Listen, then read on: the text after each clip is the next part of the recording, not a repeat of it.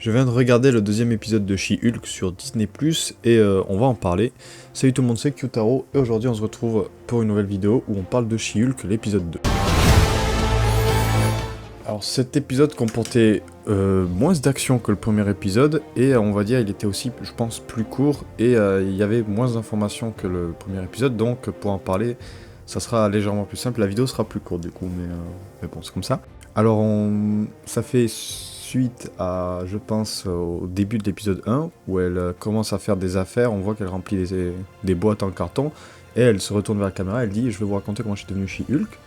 Je pense que cet épisode nous amène à ça, et la moitié de l'épisode se passe après cet événement, je pense, parce que justement, le premier épisode commence sur le fait qu'elle se fait virer, en fait. Elle va à une sorte de fête, et le patron, c'était son patron, il me semble, vient et lui dit « Vous êtes viré parce que le fait que vous soyez She-Hulk, parce que tout le monde l'appelle She-Hulk maintenant, même s'il est un peu contre ça.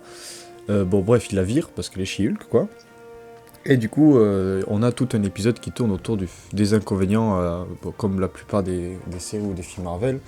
Quels sont les inconvénients d'être un super-héros? Et là, on a du coup les inconvénients d'être un super-héros vis-à-vis du métier. On voit que dans le métier, ça ferme des portes, mais on voit très vite aussi que ça peut en ouvrir d'autres, parce qu'il y a un mec qui vient la voir, de la DH... Bon, je sais plus comment ça s'appelle, hein, mais dans la vidéo, j'afficherai le nom de l'entreprise. Et ils viennent lui dire on vous engage et tout, et ça semble très très bien, mais très vite elle apprend qu'elle a engagé, enfin c'est plus She-Hulk que Jen qui est engagée, du coup elle doit venir au travail en She-Hulk, enfin moi je trouve ça débile, mais bon c'est les clauses du contrat j'imagine. Et donc voilà, donc elle accepte le métier quand même, bon ça la dérange pas tant que ça, parce qu'on voit qu'elle maîtrise très bien son pouvoir, elle se transforme et elle détransforme comme et quand elle veut. Voilà. Mais les inconvénients vont arriver lorsqu'elle va apprendre l'identité de la première personne qu'elle doit défendre, qui est l'Abomination. Hein. J'ai oublié son vrai nom, parce que j'ai une mémoire très très courte, alors que je viens de voir l'épisode il y a 2 minutes. Hein, mais... Bref, l'Abomination. Et du coup, bon, elle sait tout ce qui s'est passé, qu'il a voulu tuer son cousin, tout ça, mais bon, elle décide quand même d'aller voir l'Abomination pour voir, pour lui parler, avant de refuser ou accepter le contrat, quoi. Et donc là, oui, ils en parlent. On remarque d'ailleurs, c'est la même prison que, bon, on a vu dans les trailers, hein, mais c'est la même prison qu'on voit dans Shang-Chi quand le sorcier, j'ai oublié le nom, ça aussi, décidément, les noms aujourd'hui. Bref, quand le sorcier le ramène du combat qu'il faisait dans Shang-Chi, quoi, je me dis c'était en Corée, je sais pas où c'était. D'ailleurs, ça, on va en reparler parce que dans l'épisode, ça pose un problème justement. Mais bref, du coup, elle parle avec l'Abomination.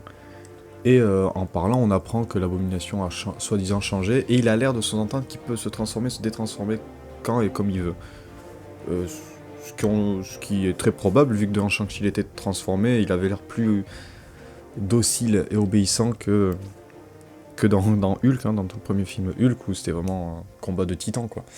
Mais bref, tout ça pour dire que ce passage est très intéressant, parce que dans sa façon de parler, et dans ce qu'il dit, bon, ça, on sait pas si c'est de la manipulation ou s'il a vraiment changé, mais c'est intéressant de voir que le point de vue des méchants, c'est-à-dire que pour lui, vu que c'est l'armée qui l'a envoyé, il était censé être le gentil. Comme aujourd'hui avec l'accord de Sokovie, c'est l'armée qui envoie les Avengers ou autres, enfin c'est censé être ça, c'est l'armée qui valide l'action des super-héros. Là, à l'époque, c'était l'armée qui avait validé ses actions, et sous prétexte qu'il ait cassé... bon, oui, c'est pas un prétexte, c'est logique, mais toutes les destructions qu'il a fait, ça lui a causé la prison et autres. Et c'est intéressant de voir que son point de vue à lui, c'est qu'il était gentil. Et normalement, du point de vue du film aussi, c'était Hulk le méchant, normalement. Alors que c'est Hulk qui a pris la place de gentil maintenant avec les Avengers et tout. Donc c'est très intéressant, ça. Enfin, personnellement, je trouvais pas mal intéressant. Et donc j'ai hâte de voir comment ça va évoluer. Et après, du coup, oui, l'épisode continue avec Jen qui appelle Hulk pour lui parler de ça, justement. Et d'ailleurs, il y a des gimmicks où ça arrive 2-3 fois où elle parle tellement qu'elle laisse pas la personne répondre. Hein. C'est arrivé avec son père, quand il lui avait demandé si ça allait ou pas. Oui, parce que j'avais oublié de préciser, il y a un passage où elle va voir sa famille et on apprend que... Enfin, il parle de Hawkeye et de super-héros et elle, ça la saoule. Et après, elle se retrouve seule avec son père et elle commence à parler. Enfin, son père lui demande si ça va, elle commence à parler, elle ne laisse plus son père répondre. Et ça, elle le refait avec Hulk juste à la fin, quand elle l'appelle. Du coup, Hulk comprend très vite qu'elle a accepté le métier, hein, de défendre l'abomination. Et quand elle raccroche avec Hulk, on voit que Hulk est dans le vaisseau du premier épisode de Sakaar, et qu'il est dans l'espace en direction d'une planète. Bon, ça c'est très intéressant parce que normalement dans les comics, alors c'est pas tout à fait comme ça, hein, mais bon déjà dans Thor Ragnarok, du coup il était à Sakaar, Hulk. Donc là, avec le vaisseau de Sakaar, à mon avis, soit il va à Sakaar, soit il va rejoindre Nick Fury. Parce qu'on sait que Nick Fury est hors planète. Donc voilà, ces deux options sont probables, surtout maintenant qu'on sait que Avengers Secret War a été annoncé.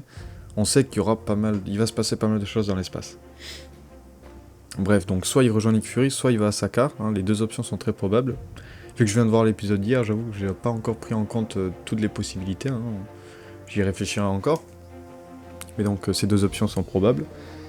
Ça, et aussi, il pourrait se passer certains événements qui pourraient nous amener à World War Hulk. Ça, c'est très peu probable, mais ça serait juste incroyable. Parce que dans les comics, normalement, Hulk est envoyé dans l'espace. Et en plus de ça, du coup, il commence à avoir une famille. Bon, je résume très brièvement, hein, mais c'est ça, il commence à avoir une famille. Et ils sont attaqués par la Terre, justement. Et là, ça déclenche une colère sur Hulk, car il me semble que c'est sa femme qui meurt ou quelque chose comme ça. Et du coup, il décide de revenir sur Terre et il défonce plein de héros. Il pourrait y avoir ça, mais vu que comment Hulk est devenu gentil, j'y crois pas du tout, hein, mais ça serait incroyable. Hein, que Hulk parte quelque part, on ne sait où, qu'on découvre qu'il a des connaissances dans d'autres planètes, et que là il y a une attaque de la Terre ou comme ça, et que du coup il en veuille, mais bon, j'y crois pas du tout. Vu comment il est devenu très gentil, même pour l'abomination, il accepte que sa cousine le défende, donc j'y crois pas du tout. Mais bref, l'épisode se finit presque sur ça, parce qu'après on a un petit passage où on voit le patron de Jen qui lui dit d'allumer la télé, et on voit qu'il y a des vidéos de l'abomination qui se bat comme on a vu dans Shang-Chi, qui se bat dans des rings de fight, quoi. Et du coup, ça la fout mal pour Jen, qui a accepté de prendre sa défense, quoi. Donc ça la fout très mal. Bref, donc voilà.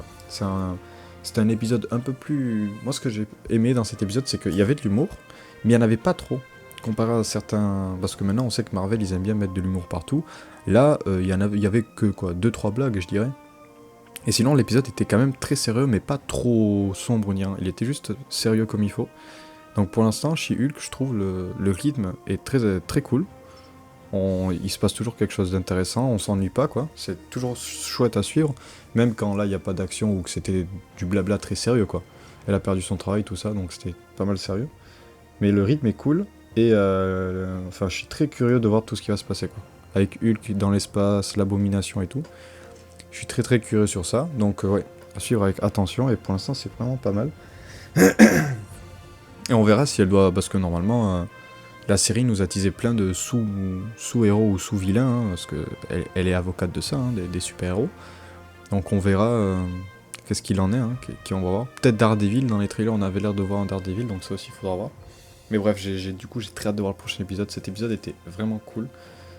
Court, un peu trop court, à mon goût, mais bon. Il faisait 30 minutes, hein, je crois, pas plus. Mais bon, sinon c'était vraiment chouette. Mais du coup voilà, si cette vidéo vous a plu, n'hésitez pas à vous abonner, mettre un like et mettre en commentaire vos avis, hein. Moi ça me fait évoluer et c'est très intéressant pour moi. Et sinon on se retrouve la semaine prochaine pour une nouvelle vidéo, et merci du visionnage.